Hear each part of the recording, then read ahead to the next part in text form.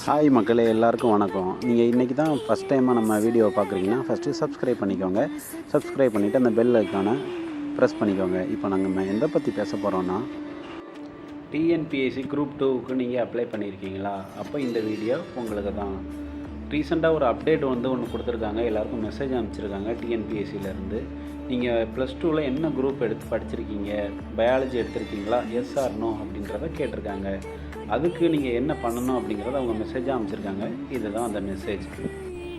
22 November 2025 25 November 2025 night 11:59 மணி வரைக்கும் உங்களோட OTR ஓப்பனில் இருக்கும். அந்த டைம் கேப்பில் நீங்கள் போயிட்டு இந்த இதை நீங்கள் அப்டேட் பண்ணுங்கன்னு டிஎன்பிஎஸ்சி சைட்லேருந்து சொல்லியிருக்காங்க.